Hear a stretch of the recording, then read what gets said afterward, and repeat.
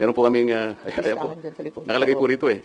Isang napakalaking kamalasan ang sinapit ni former Senator Bong Revilla. Pagkatapos po matalo sa nakaraang midterm election, ngayon ay pinakulong. Ganito po ang buhay ni Senator Bong Revilla ngayon. Para sa akin po, talagang nabiktima na naman ito ng pambubudol ni Bongbong Marcos. Marami nang nabiktima, no? Itong pamilyang Marcos. Si Pastor Kibuloy, former President Duterte, na ngayon itong si former Senator Bong Revilla. Sa panahon ni Tatay Digong, nakalaya po itong si Bong Revilla. Meron din po siyang kaso, di ba? Nakaladkad din po ito sa kaso ni Janet Lim Napolis, yung Napolis scam. Nakalaya po siya sa panahon ni Tatay Digong at tumakbo pa ho sa pagkasenador noong 2019, tama ba? 2019. Nanalo. Nanalo ho dahil sinuportahan ng mga Duterte. Ngayon, grabing kamalasan niya. Talo na nga, nung sumama siya kay Bungit, pinakulong pa. So balik rehas po ito. Di ba kaya ay nakarma rin po ito ni former President Rodrigo Roa Duterte? Dahil sa kasagsagan po ng banatan, paninira sa mga Duterte at ay mistulang sumausaw pa ho ito si Senator Bong Revilla dahil gustong sumipsip kay Romualdez at kay Bongbong Marcos. At nung election, midterm election, hindi po sumama sa Team Duterte. Sumama siya saan? Sumama siya sa mga demonyo. Kaya hayan, na traidor ang loko. At ito po mga kababayan ko, pag-usapan din po natin itong pagkadismaya ni Senador Marcolita laban po kay Panfilo Lacson tungkol po dito sa Senate Blue Ribbon Committee hearing na nangyayari kahapon. Kaya naglabas po ng minority report ang kampo ni Senador Marcolita. Ito po ay diagram sa flood control or matrix. Meron po silang rekomendasyon kung sino po yung dapat nakasuhan. Ang gulo ng Pilipinas, under bangag admin. Di na tayo makausad-usad, no? Magandang gabi po sa ating lahat. Palike po muna, pa-share, pa-subscribe. At pakipindot po ang inyong notification bell upang lagi po tayong updated sa ating mga video. Suportahan po natin ang Mirada Aguila alas 2 hanggang alas 4 ng hapon. At Bisdak Historiador, paki-subscribe din po. Unahin po muna natin itong si Senator Bong Revilla. Alam mo, hindi ko maintindihan eh. Yung aking naramdaman ngayon. Magalit ba ako kay Senator Bong Revilla? Or maawa ba ako sa kanyang sinapit dahil sa pagtraidor ni Bongbong Marcos sa kanya? Yan po ang legit talaga, traidor. So tatak, traidor po ang Marcos. So yan na po, napatunayan na po natin ngayon. Marami na pong nabiktima ng kanilang katraidoran. Hindi po natin nakalain na yung tinuturo po nilang big fish di umano sa flood control, malaking isda, ay si Senator, kasama dito si Senator Bong Revilla. Na nilabasan na nga po ito ng warrant of arrest. Kagabi po ito nangyari, no? At kusa pong sumuko po si Senator Bong Revilla sa CIDG. Pakinggan po muna natin ang balitang ito na kawawang tingnan si Senator Bong Revilla dito. Grabe, oh.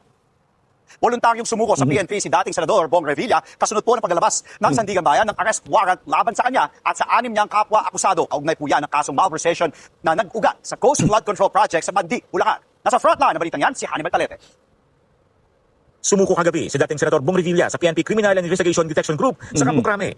Sumuko si Bong Revilla matapos maglabas ng arrest warrant ang Sandigan Bayan, 3rd Division laban sa dating senador at 6 na iba pa. Naharap sila sa kasong malversation o paglustay umano ng pondo ng bayan na sinamahan pa raw ng pamimigay ng mga dokumento. Kaugnay yan ng 92.8 million pesos na Ghost Flood Control Project sa Pandi, Bulacan. Walang nirekomendang piyansa para sa kasong yan. Kasama rin sa mga pinangalanan sina Bryce Erickson Hernandez, RJ Domasig, JP Mendoza, Emilita Huat, Juanito Mendoza at Cristina Pineda. May hiwalay ding kaso ng paglabag sa Anti-Graft and Corrupt Practices Act laban sa ilan sa kanila. Bago sumuko, nakapag-Facebook Live pa si Revilla. Dito pinahayag niya ang pagkadismaya dahil umano sa kawalan ng due process. Nakatanggap po kami ng impormasyon na lumabas na yung aking warrant of arrest. Kawawa siya dyan. Parang wala yatang due process. Yes. Pero ganoon pa man, haharapin ko ito ng walang takot. At alam kong hindi ako papabayaan ng Diyos dahil wala po akong kasalanan dito.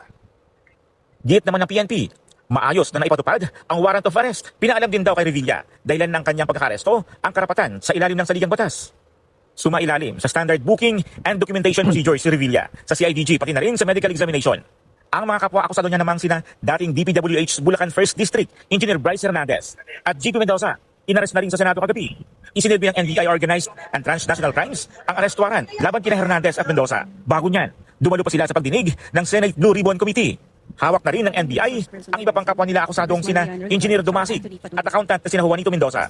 Sumailalim na rin sila sa booking procedure at medical check-up sa NBI kagabi. Ngayong araw naman, inaasahang dadalhin sila sa Sandigan Bayan para sa return of warrant. Ang Sandigan Bayan na raw ang magdidesisyon kung saan i-detain ang dalawa habang hinihintay ang kanilang paglilitis.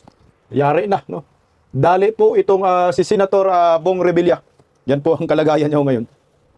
Dapat magiging lesson learned to sa'yo, Senator Bong Revilla, na mali ka ng sinamahan eh. At saka, wag yung kung sino yung nakaupo na administrasyon, ay doon ka kakampi. Yung dati mong kinampihan, dahil wala na po sa posisyon, iniwanan mo eh. Yun ang masaklap sa'yo. Si Senator Bong Revilla, kakampi naman natin yan noon eh. Ngayon, medyo nanlamig lang yung mga DDS dahil nga, nung nakarang eleksyon, sumama kay Bangag. Dapat sana, Senator, sumama ka sa mga Duterte dahil ang mga Duterte naman talaga ang nagbigay sa'yo muli ng liwanag sa politika. Eh, ang problema, kumapit ka, mantakin mo ha, alyansa yan ha. Kasama yan sa alyansa, kandidato na ipinagmalaki ni Bangag.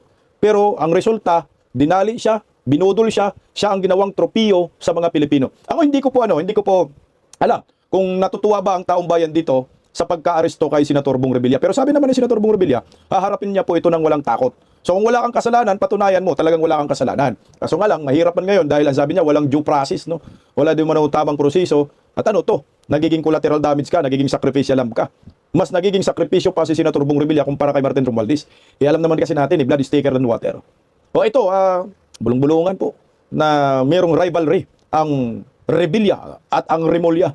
Mantakin mo kanina, kasama pa ni Senator Bong Revilla ang Remulla. Kasi nga, si IDG man si John Beck. Oh, ayan, si John Beck ang nag-escort sa kay Senator Bong Revilla.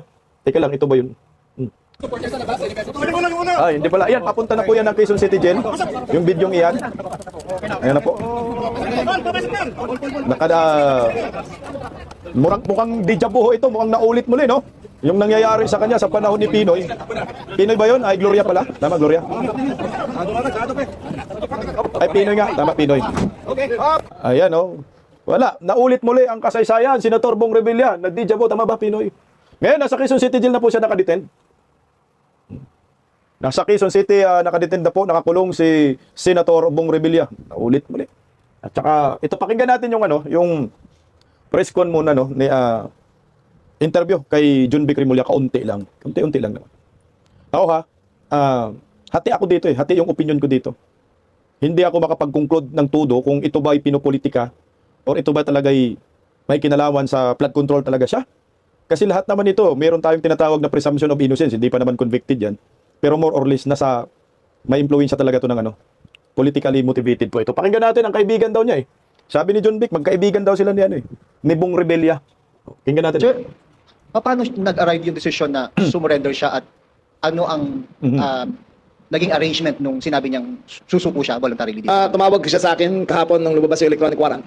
At sabi ko, best na mag-surrender ka na. At tinanggap naman siya dito sa CIDG. Doon siya nag-voluntary surrender. Siya po mismo yung tumawag sa inyo, wala pong intermediary. Wala na. So may direct line? For the record, matagal kami magkasama ni Senator Bong sa Cavite. Ang anak niya ay naging vice governor ko. Ang anak niya ngayon ay vice governor ng pamangkin ko. We've been lifelong friends ever since the 1980s. Matagal na kami magkaibigan. But duty calls, there are no exceptions to the rule. Ang pag sinabi ng Sandigan to arrest him, I advise him to, ang best ko na magawa is advise him to surrender peacefully.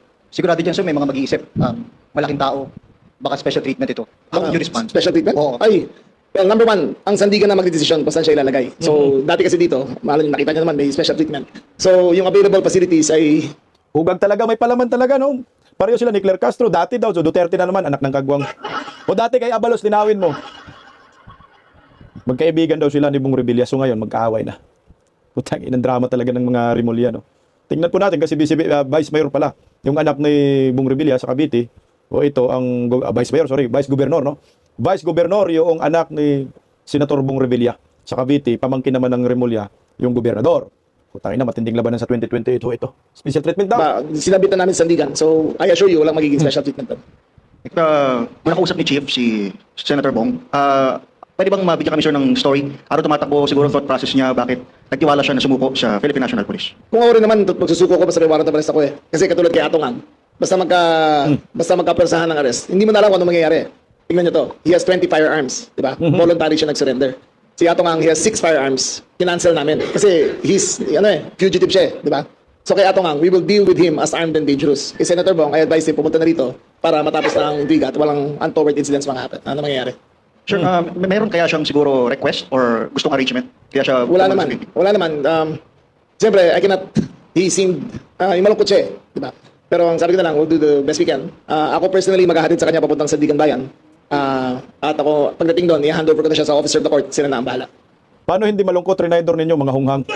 Grabe yung PNP chief doon, oh. Parang walang kwenta. Spokesperson, walang kwenta. Spokesperson ng PNP, walang kwenta, tsaka PNP chief, anak mga hunyango. Oh. So, bida na naman ang mga Rimulya ngayon. Nako, nakauna na kaya ang Rimulya sa mga Rebelya. Tuluyan na kayang mawasak ang mga Rebelya sa Cavite o lalong dumarami po ang simpatiya at maraming supporter sa mga Rebelya. Tingnan po natin kasi pag himay-himayin natin, it's all politics ang nangyayari. Oh. Agawan sa kapangyarihan. At ngayong araw rin po nakapagpiyansa po si Senator Bong Revilla. Ang piyansa niya ay yung sa graft in corruption. Pero yun sa malversation ay hindi po siya nakapagpiyansa kaya mananatili po siyang ayan sa graft nga tama. Revilla post 90,000 bill for a graft case over alleged ghost flood control projects. Pero manatili pa rin siya pong nakakulong, nakadetained dahil meron siyang kasong malversation.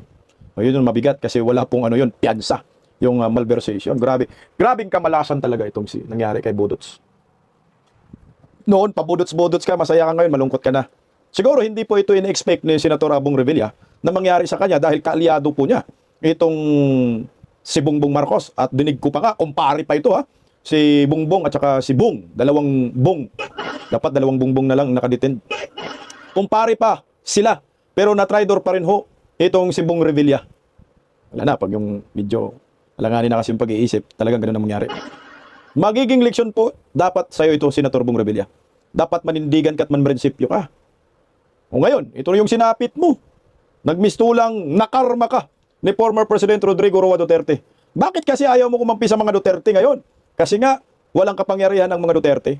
Pero in fairness din naman sa mga Revilla, hindi rin naman sila pumirma sa nakarang impeachment laban po kay Vice President Inday Sara Duterte. Pati yung mga anak niya, pati sila ni yata hindi rin pumirma. Basta sila walang pumirma. Ngayon, ang pag-isip-isip tayo, di ba kaya ito ay parusa talaga ni Bangag kay Senator Bong Revilla? Natatablahin siya, tatraidorin siya. Nilaglag siya noong midterm election, ngayon pinakulong siya. So mukhang may hugot talaga. O talagang mas malakas lang ang Remulla Brothers kaysa mga Revilla kay Bongbong Marcos. Ano ho sa tingin ho ninyo? Kasi ngayon ito naghuhugas kamay ng mga animal eh. Malinis talaga si Bongbong, laging naghuhugas kamay.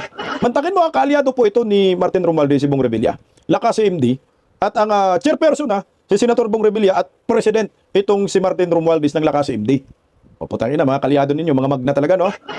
O yan, naghugas kamay po ang bungit sa nangyayari kay former Senator Bong Revilla. Ito, pakinggan po natin ang tagapagsinungaling. Kunti lang. ito. About Revilla, sir. O natanong natin kanina, Pangulo, nung tayo ay nagkaroon ng meeting with him. Tinanong ko siya kung ano nararamdaman niya. Sabi niya, malungkot siya. Dahil nakasama niya to sa alyansa. At kidigin na. Si Senator Bong Revilla. Pero, ganun pa man, proseso pa rin naman na. So, yun na lang po. Kailangan po pagdaanan ito dahil may proseso. Still, sinabi po niya na malungkot po siya sa nangyari. Yusek, meron na Maniniwala kaya kayo na malungkot si Bungit sa nangyayari po kay Bong Revilla? Marcos surprised by Revilla link on flood control scandal. Ako hindi po ako naniniwala na malungkot si Bungit. Masaya ka, Bungit? Paano ka malungkot? Plano nyo to script nyo to na meron kayong sacrificial lamb. Merong collateral damage. Kaalyado man or hindi. Ito yung ninyo, game plan. So ngayon, sa ginawa nyo kay Bong Revilla, kayo ang pupurihin ngayon, panigurado. Kasi malaking isda daw. Pero sa kabilang banda, mawawalan kayo ng supporters. O lahat ng mga supporters si Bongbong Marcos, nagbaliktaran na. Ito ay masaya ang mga kaalyado ni Bungit, lalo ng mga komunista dito. Pero tayo, sa akin, yung stand ko dito, kung may kasalanan ka, Bong Revilla, kung totoo na meron kang kinalaman sa flood control, mas maganda ba tabla-tabla na lang kayo? Kumanta ka na rin din, huwag kang pumayag na ikaw lang ang makulong. Dahil ang taong bayan, ang gusto naming makulong, si Bongbong Marcos at si Martin Romualdez at Saldico. Dahil sila yung sinasabi ni Chavit Singson ng mga mastermind sa flood control. Kaya kung may alam ka, Bong Revilla, anak ng kagwang, kumanta ka na. Dahil kawawa ka, hindi po pwede. Gaya nito. O ito, dismayado po si Senador Marcolita. Puro mga senador yung pinag-uusapan natin, no? Dismayado si Senador Marcolita sa kinalabasan po ng investigasyon sa Senate Blue Ribbon Committee tungkol sa flood control. Dahil nagmistulang pinagtakpan lamang ni Panfilo Lacson itong si Martin Romualdez na ito nga ang gustong makulong ng taong bayan. Naglabas po ng report tinawag nilang minority report itong kampo ni Senador Marcolita. At meron po silang diagram matrix na inilabas na tumuturo na si Martin Romualdez ang dapat makulong at mastermind sa lahat. Ito po yung diagram na yan, na pinakita ni Senador Marcolita. Pero bago po natin pag-usapan yan, pakinggan po muna natin ang press ko nila. Konti. Po, yung anticipation ko nung kahapon is more on opening a new area sana kung saan kami papunta. Kasi alam naman ninyo, matagal na namin sinasabi, dapat puntahan na natin kung sino talaga yung pinakaugat, kung sino yung mastermind. Pero kahapon nakita nyo, it was concentrated on the coordinates. Ako, I was a little bit disappointed. Personal ko to. Kasi sa kauna-unang hearing pa lang namin sa Blue Ribbon, sinabi ko na yun, there is a problem on coordinates. So, ibig sabihin, kahapon lang nila Nalaman. naisip na totoo pala yun. At doon na-concentrate ang usapan. Totoo yun eh. Ang ginamit nila is MYPS, which is multi-year planning and system. Samantalang meron silang PCMA, which is more accurate. Meron pa silang Survey 123. Yun ang ngayon, inumpisahan na naman sa MYPS. So, anong mapaprofit natin doon? Wala. The coordinates are wrong. The discrepancies, sa kanila nga, mga 2 kilometers lang ang discrepancy. Doon sa ginawa namin, was able to find out a variance or discrepancy between 65 or 67 kilometers to 400 kilometers. Grabe. So, it is a little bit disappointing on my part kasi I was expecting more. Lalong-lalo na, nandoon si Yusek Bernardo, the former Yusek Bernardo, at nandoon din si Yusek Fraikib. Kung alala ninyo, noong budget hearing, in the plenary debates, Senator Ping made a disclosure that hearing ito ng DBCC, Sen. Aimee, if you can recall, he made mention of something like 8 billion pesos, which was the kickback out of 81 to 82 billion pesos na nanggaling dun sa Operation Yusek Bernardo. Yung 16% is supposed to be about 8 billion. Binigay niya kay Yusek Fraikib. At sinabi pa niya doon na parang nag-switch sila ng armored van park in the parking lot or parking space of Diamond Hotel. I was expecting na sana doon pagharapin. Fraikib, as you have, Yusek Fraikib denied it on the questioning of Senator Kiko. Sabi pa ni Senator Kiko, that's a general denial. Alam nyo, sa abogado pag sinabi mong that's a general denial, meron pong ibig sabihin yun. Ang general denial is a negative pregnant, which means it is equivalent to admission. So sana, nandun sana yung tanungan.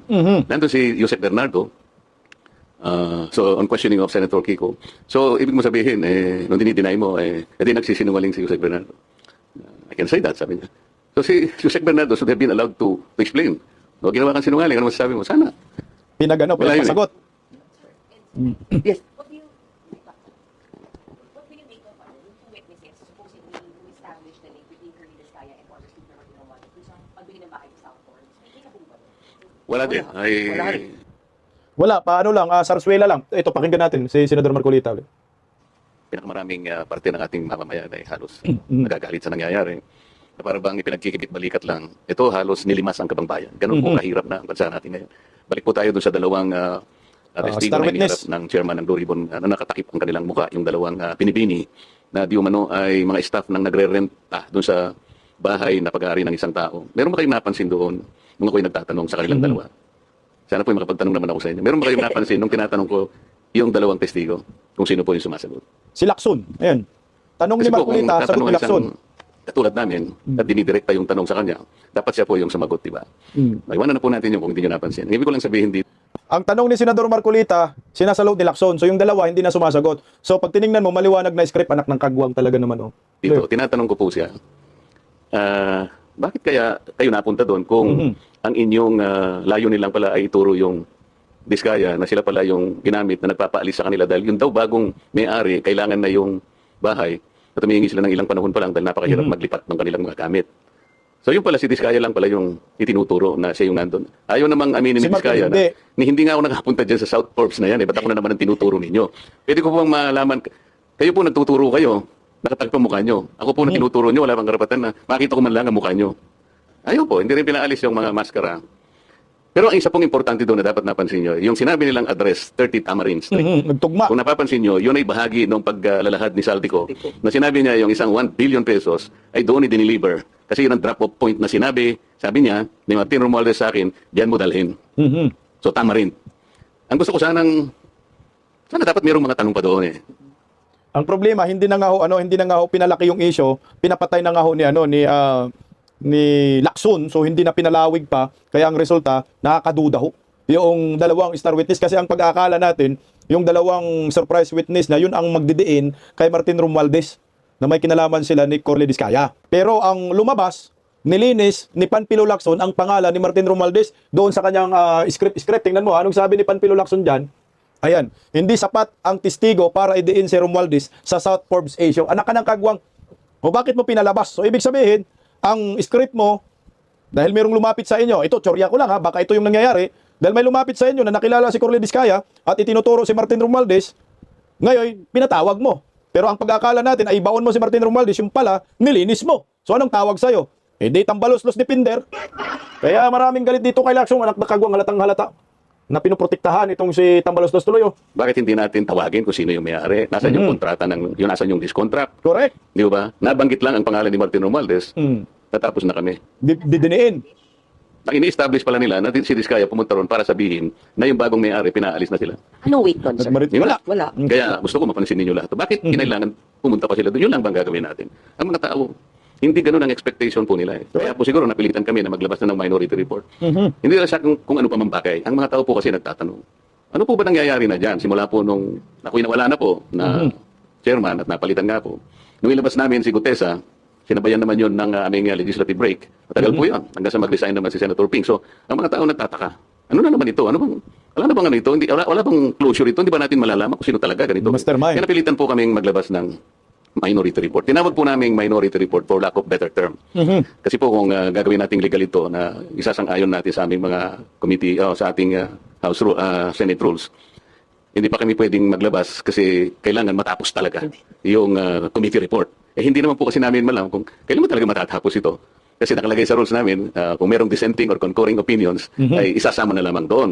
This is neither a concurring or dissenting report. Kaya tinawag namin minority report sa pag-aakala namin magagamit po ninyo. Nandito po yung aming observations, meron kaming findings, nandito yung issues, nandito yung mga recommendations namin, nandito po yung set of possible legislative measures na pwedeng, at ginagawa na po namin, na pwede naming i-file in aid of legislation. Meron pong mga potential personalities na pwede pong kasuhan. Ang totoo niyan meron po kaming, ayan po, nakalagay po rito Tuloy lang natin ng konti. Bago natin ipaliwanag yun. Yung matrix. Pwede malaman sino-sino po yung gusto niyong pakasuhan? Sa minority Sana po. Nandito po, kayo na po ang... Give us a copy, sir. Yes. Hindi mahaba ito. Hindi ako nagre-recommend, yung evidence ang nagre-recommend. Kasi lahat nyo, mapapansin ninyo, I had the 3 investigative hearings, public hearings, when I was the chairman. And then, yung huling 3, si Senator Ping na. Kaya this constituted 3 hearings all in all. So we utilized the same resource persons, the same witnesses. We relied on their collective and individual testimonies. So, kaya namin na itong findings na ito.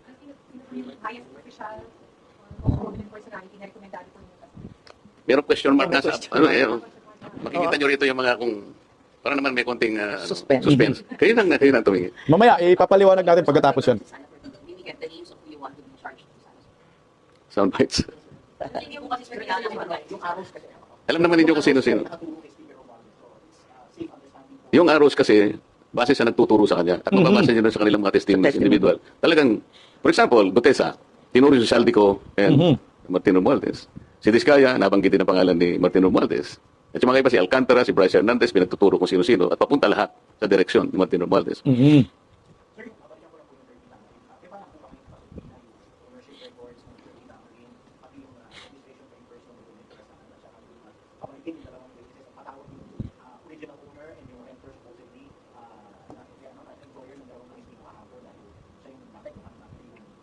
Hindi ba very logical na dapat ganun ang gawin? Palagi ko naman, baka ganun ang gawin ni Senator Ping.